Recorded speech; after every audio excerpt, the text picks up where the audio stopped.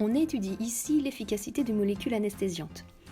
On nous explique que pour être efficace, une molécule anesthésiante doit pouvoir rentrer à l'intérieur de la cellule, autrement dit franchir sa membrane plasmique. Or, on observe que plus elle est efficace, plus elle est soluble dans les lipides. C'est donc que la membrane plasmique est constituée de lipides.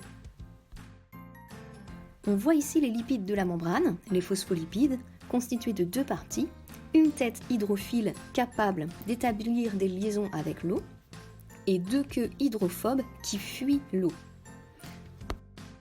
Il nous faut maintenant comprendre comment ces phospholipides sont agencés à l'intérieur de la membrane plasmique. On a donc trois hypothèses, soit en double couche symétrique, soit hypothèse 2 en monocouche, soit troisième hypothèse en double couche mais dissymétrique avec une répartition aléatoire des phospholipides.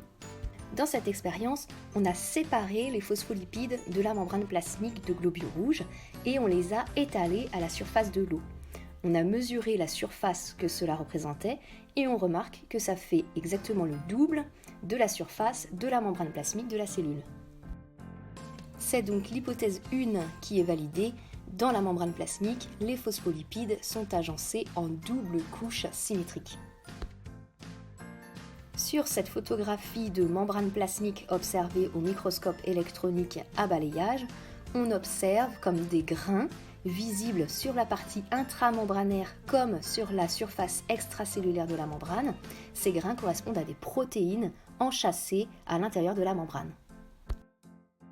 On en arrive donc à ce schéma de la membrane plasmique avec les phospholipides disposés en double couche, avec les queues hydrophobes vers l'intérieur de la membrane et les têtes hydrophiles vers les milieux aqueux qui sont le milieu extracellulaire et le cytoplasme. Dans cette dernière expérience, on nous explique que l'on peut marquer les protéines membranaires d'une étiquette fluorescente. Ensuite, on va éteindre localement cette fluorescence à l'aide d'un rayon laser. Les protéines ne sont donc plus vertes fluorescentes mais noires et on suit leur localisation dans le temps.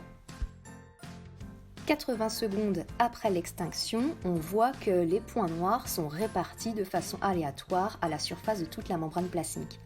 On déduit donc des résultats de cette expérience que tous les éléments de la membrane plasmique sont mobiles. On appelle ça le modèle de la mosaïque fluide.